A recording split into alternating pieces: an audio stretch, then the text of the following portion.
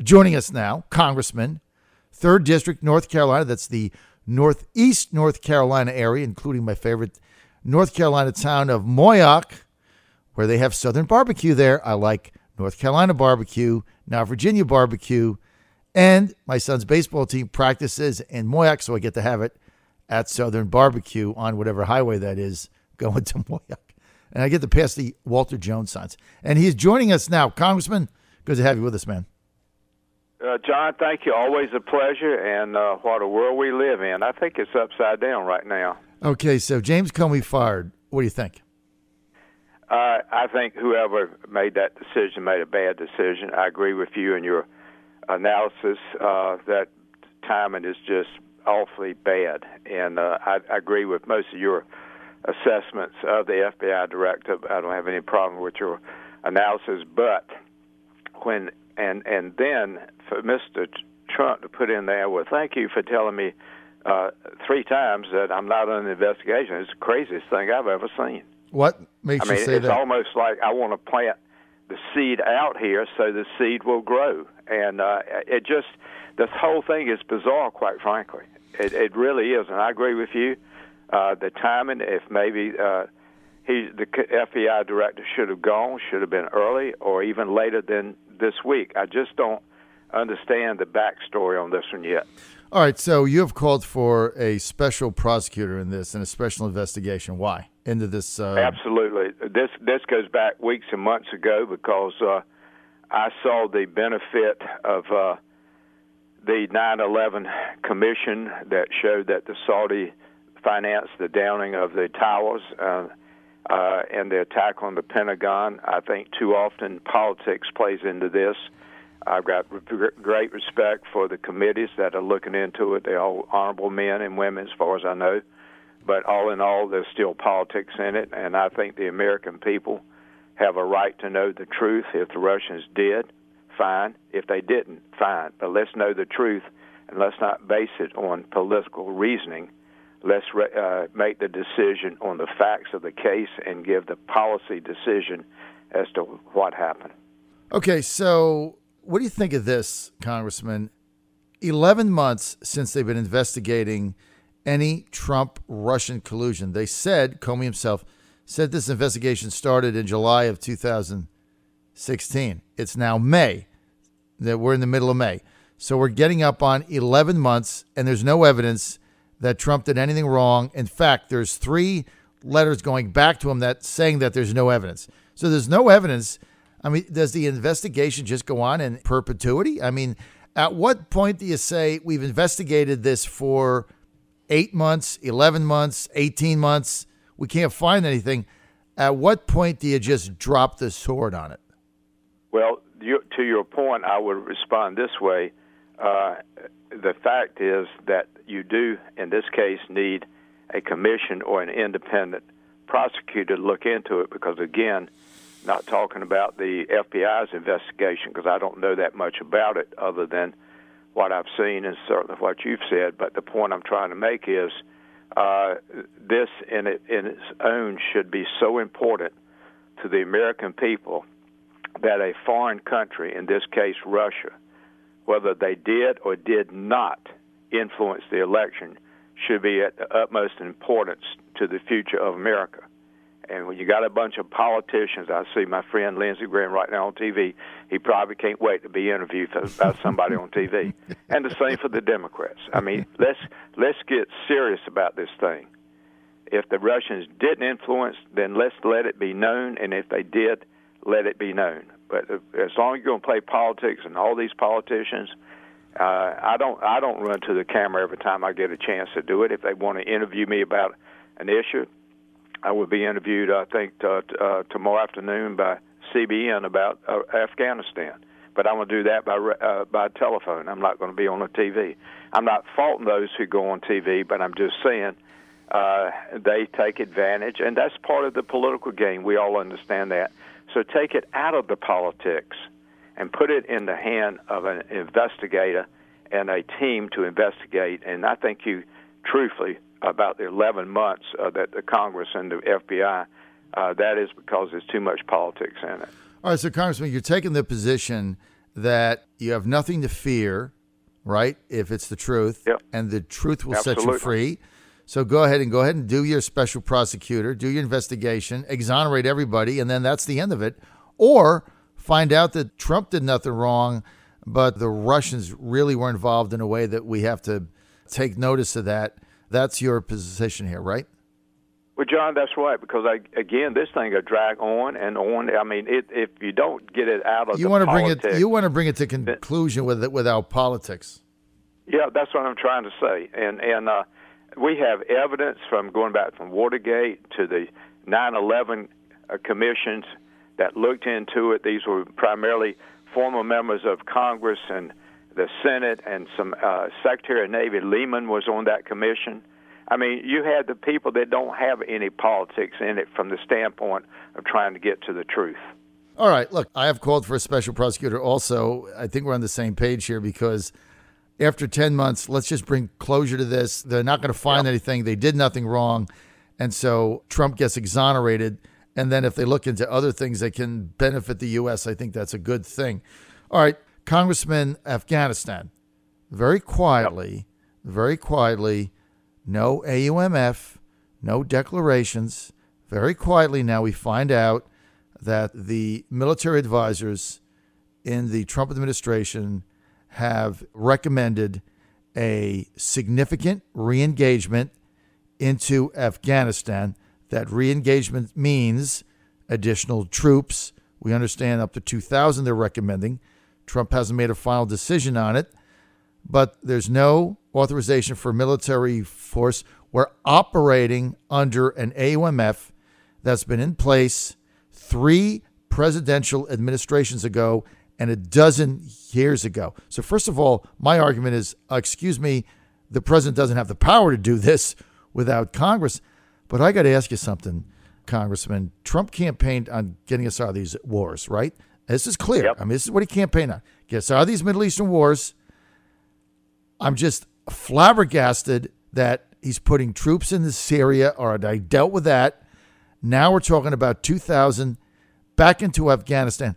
Can anybody tell me what exactly in our 12-year engagement in this Afghan war, with body bags coming home, wounded veterans coming home, no arms and legs, wheelchairs, half their body blown up, $6 trillion. What the hell have we gained there? Do you have any idea? Can anybody tell me what we've gained? John, this is where my frustration is very, very deep for this reason. Everything you just shared with me and the listeners, I could not agree more. The only thing that it is a 16-year war, and that's why we have put in a bill that says it's time for Congress to review and debate what is the future of Afghanistan. And I'm very disappointed because Mr. Trump did say that we were not going to build empires around the world. And, of course, whoever is advising him, they take a lot of the blame, too. But this is something. I talked to the former Commandant, Chuck Krulak. That name will mean a whole lot to your listeners who served in the Marine Corps.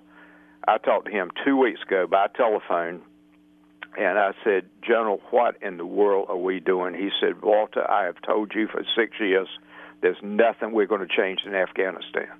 Nothing is going to change. History has proven that no matter which country went in there, from Alexander the Great on to England to Russia, and nothing's going to change. In fact, John, we know this for a fact. It's been published in the paper that Karzai, the former leader of Afghanistan, Gandhi is the leader now. Karzai has been trying to get the Russians to come back in, and he's trying to develop relationships with the Taliban for the Russians, who they fought. Then you got the Pakistanis who are supporting the Taliban as well. I mean, we are going up. It just let them fight it out, and let's come back to America and let's defend our own borders. Exactly, and let the Russians figure it out. Look, they got a major problem on their Afghan border with all these terrorist organizations in there, right. And so let them figure it out. They're going to have to do something. Why do we have to police the world? But there's no objective here. I mean, we're getting back into something. There's no objective. We've accomplished very little. I mean, I got going in there at first after 9/11. I understood the training fields and stuff had to get Sure. wiped out. I got it. You had to get bin Laden. We had to retaliate. I got it. I didn't like it, but I supported it. Now, I didn't back either of the Iraq wars, not one, not two. But I thought we go in, we bomb the training facilities, we chase them out, and then we let them figure it out. But as you said, I mean, when I said 12, I'm like, I even gave them the first 4. I said, I'll give you that because we did get attacked. We have to retaliate. But if you look at this thing in Terry, 16-year war, $6 trillion, and we have nothing to show for it. No one knows what the objective is now, and it's unconstitutional. That's the thing. If the administration wants to go back there, don't they have a constitutional obligation to go in front of Congress, outline their objectives, and then 435 congressmen are going to have to decide whether to vote yes or no, right? John, that's the whole point. That's why John Garamendi from California has joined me in this bill 1666 to do exactly what you said, get Congress back involved. Congress has the constitutional responsibility to send our young men and women to die in war. And what we're saying is that we have not, to your point, we have not had a legitimate debate on Afghanistan since 2001. I said legitimate for this reason. Yes, from time to time on the Armed Services Bill or the Appropriations Bill, you can offer an amendment. That's a 10-minute debate, 5 on each side. That's why we have written to Paul Ryan, and I blame Paul Ryan. I don't even blame the White House on this one. I'll tell you why. Paul Ryan, as leader of the House, can instruct the committees of jurisdiction to work on an AUMF authorization of military force and bring it to the floor of the House. We don't have to have the president to tell us to do it. We have the authority. And yet he doesn't do it. I've written him letters. I've written one a week ago or 2 weeks ago. He responded back, didn't even answer my questions when I said, why are you denying members of Congress their constitutional right to debate war? He didn't even answer it. I'm writing another letter this week. I intend to seek him out in the conference or on the floor of the House. But you know what he says? Well, I leave this decision up to the committees of jurisdiction. Excuse me, but BS on that. You are the leader of the House. You lead 435 men and women from across this nation. You are supposed to uphold the Constitution. Mr. Ryan, the Constitution says Congress will debate and vote for war, and you are denying us that right. I'm going to meet with Bruce Fine next week and talk to him. He's a constitutional lawyer. What do members of Congress who believe they have a constitutional duty to our young men and women, what do they do when their leadership won't allow them to have a debate? Well, they're not going to have a debate. They don't want to have a debate because if they had a debate, they'd have to actually come down on the side of something. Look, they can wash their hands of this. If it goes bad, they can say they had nothing to do with it and blame Trump. If it goes well, they can take credit. They don't want to have to push a button, green or red, white or black, go or not. They don't want to go on record with it. So they hide behind this, which is a despicable act. And you're exactly right. You nailed it, Congressman. It starts with Paul Ryan. He is the leader of the House. Yep. He needs to make a statement on it. He's afraid. He doesn't want to do anything. And I'll tell you this. If they want to send 2,000 troops in there and they went to Congress, the administration, and they tried to get an AUMF, they wouldn't have a shot in heck. I tell you what. I agree. There is no way they're going to get 216 congressmen to approve going and re-upping and re-engaging that war where we've got nothing out of it, and they're still selling poppy seeds and heroin and everything else. Right. I think it's a complete disaster over there. It's a bunch of tribes. And now we're going to send more men and women. Look, you know who profits off this? All the neocons are doing a dance right now because all their contractors, they're all going to start supplying. They all make money. And do you know who fights these wars? It's not the elites. It's not the sons and daughters of the people on Wall Street or the hedge fund managers or Goldman Sachs. You know who it is? Middle class, working class, blue collar families whose sons and daughters volunteer. They're the ones over there fighting those wars, not the elites that profit off them. Tell me I'm wrong. You have said it better than I can say it, and I could not agree with you anymore, because this is what the point you made is exactly why the American people ought to say to Congress, get up there, follow the Constitution. I will give my son, I will give my daughter, but I want to know that you upheld the constitutional responsibility as a member of Congress and you're not afraid to have blood on your hand. Well, that's what they're not going to do. That's why they shirk their responsibility. Congress has... I am going to continue to raise Cain about it. I've got some friends in both parties that want to join me in this, and we're going to keep raising Cain about it. We're going to do a press conference before the memorial break and try to get some outside groups, some veterans from the Afghan and the Iraq War to join us and say, Congress, meet your constitutional duty. Stop putting this on a president, whether it be a Republican or a Democrat. Do your job and debate whether you want my son or daughter to die. Tell you what, that is the responsibility of Congress, and they don't want to have the debate because they want to hide and shirk the responsibility. Right. Just like they never want to put a real budget together either. It's shameful what's going on up there. That's true, too. That's exactly right. Congress has two responsibilities. The CR we pass is nothing but a cop-out on the American people. Unbelievable, and we got to change it. When you have the press conference, be sure your staff puts me on your list.